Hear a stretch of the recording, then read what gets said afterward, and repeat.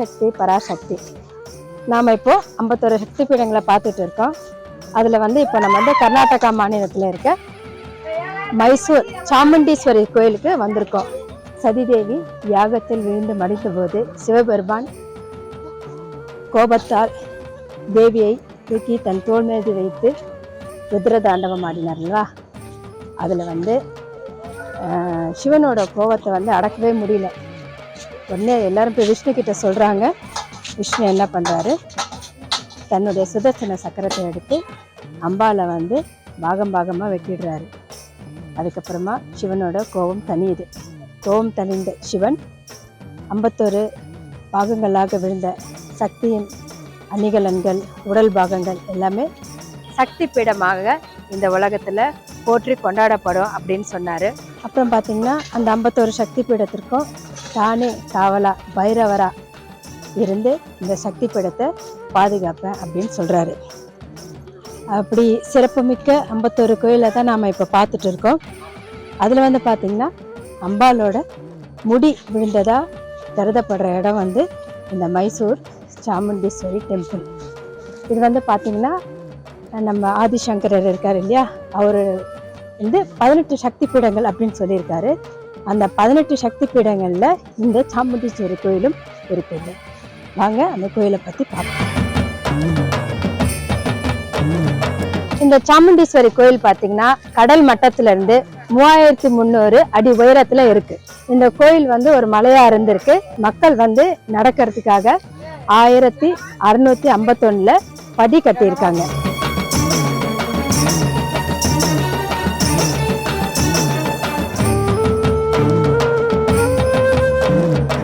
கோபுரம் தெரியுது, வாங்க போய் பார்ப்போம்.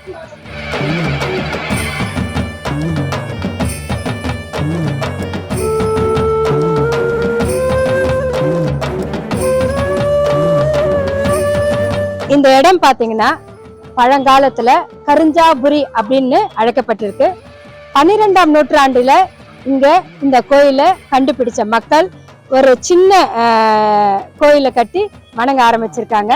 அதுக்கப்புறமா 17ஆம் நூற்றாண்டுல வந்த விஜயநகர பேரரசர் இப்படி ஒரு அழகான திருக்கோயிலை நமக்காக கட்டியிருக்காரு.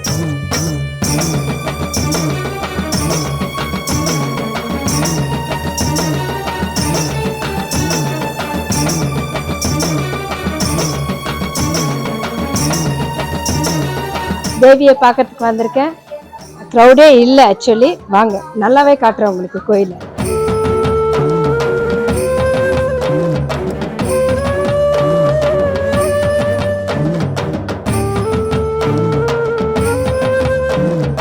இந்த கோவில் பார்த்தீங்கன்னா 12ஆம் நூற்றாண்டப்போ மக்களால் கண்டுபிடிக்கப்பட்டு சின்ன கோயிலாக கட்டியிருக்காங்க. அதுக்கப்புறம் 17ஆம் நூற்றாண்டு விஜயநகர பேரரசர் இந்த கோவிலுக்கு கோபுரங்களையும் இந்த கோவிலையும் கட்டியிருக்காரு. தாயோட தலைமுடி விழுந்த இடமா இந்த சக்தி பீடம் கொண்டாடப்படுது.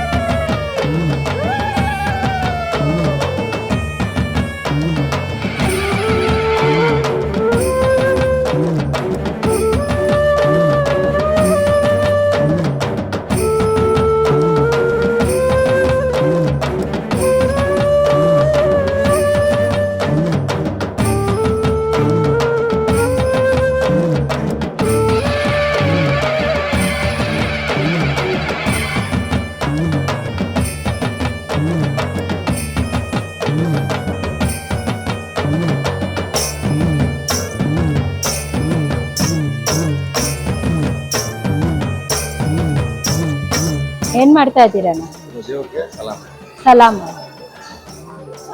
இப்போ நீங்கள் பார்த்தது சாயந்தரம் ஆகும்போது ஈவினிங் டைம்ல வந்து கடவுளுக்கு வந்து வணக்கம் சொல்றாங்களாம். இந்த மாதிரி தீப்பந்தத்தை ஏற்றி அங்கங்கே இருக்க சிலைக்கெல்லாம் முன்னாடி வந்து நமஸ்காரம் பண்ணிட்டு போறாங்க. இது அம்பாலோட திருவடி பாருங்க, தாயோட திருவடி. இந்த திருவடியில விழுந்து நம்ம வேண்டிக்கிட்டா நம்மளோட எல்லா கஷ்டங்களும் தீர்ந்து தாய் வந்து நம்ம கூடயே இருந்து நம்மளை காப்பாற்றுவா அப்படிங்கிறது இந்த கோயிலோட ஐதீகம்.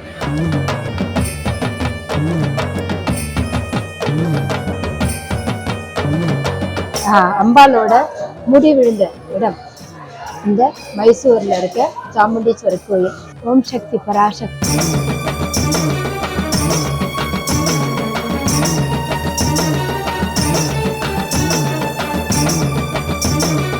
இந்த கோயில் வந்து பாத்தீங்கன்னா காலையில 3:30 மணிக்கு திறக்கிறாங்க, அபிஷேகம் பண்றாங்க. ஆனா அந்த அபிஷேகம் வந்து மக்கள் வந்து பாக்குறதுக்கு பர்மிஷன் கிடையாது. அப்புறம் 5:30 மணில இருந்து மக்கள் வந்து இந்த கோயில்ல வந்து வரலாம். சாயந்தரம் 6 மணிக்கெல்லாம் கோயில மூடிடுறாங்க.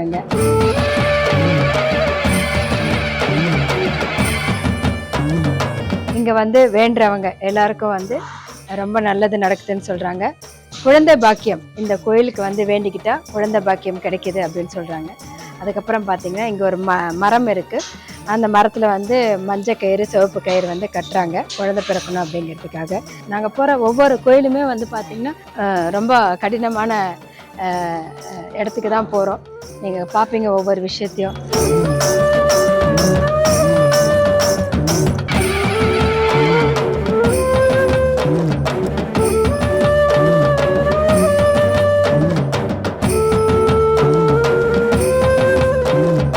இங்கே வந்து ஆடி மாதம் வெள்ளிக்கிழமை வந்து ரொம்ப சிறப்பாக கொண்டாடப்படுறது. அதே மாதிரி பார்த்தீங்கன்னா நவராத்திரி. இந்த நவராத்திரி அப்போ அம்பாளுக்கு 9 நாளும் 9 விதமான அலங்காரங்கள் செய்து பூஜை செய்கிறாங்க. இதில் வந்து பார்த்திங்கன்னா 7ஆம் நாள் அது வந்து ரொம்ப முக்கியமான நாளாக கருதப்படுது. ஏன்னா அன்னைக்கு வந்து மைசூர் மகாராஜா இருக்காரையா, அவர்கிட்ட இருக்கிற எல்லா விலை உயர்ந்த மாணிக்கங்கள், வைரங்கள், தங்க நகைகள் வந்து அம்பாளுக்கு வந்து போடுறாங்க. போட்டுட்டு அதை அம்பாலை யானை மேலே வச்சு ஊர்வலமாக கொண்டு வராங்க. அந்த 7ஆம் நாள் வந்து ரொம்ப சிறப்பாக இங்கே கொண்டாடப்படுது. இங்கே இருக்க அம்பாலோட விக்கிரகம் வந்து தங்க விக்கிரகம் பார்த்தீங்கன்னா இந்த மைசூர் மகாராஜாவால் அன்பளிப்பாக இந்த கோயிலுக்கு வழங்கப்பட்டிருக்கு. அந்த காலத்துல இருந்து இந்த நாள் வரையும் அந்த தங்க கிரீடத்தை தான் யானை மேல அலங்கரிக்கப்பட்டு அம்பாள் வந்து இந்த மைசூர் முழுக்க வலம் வராங்க.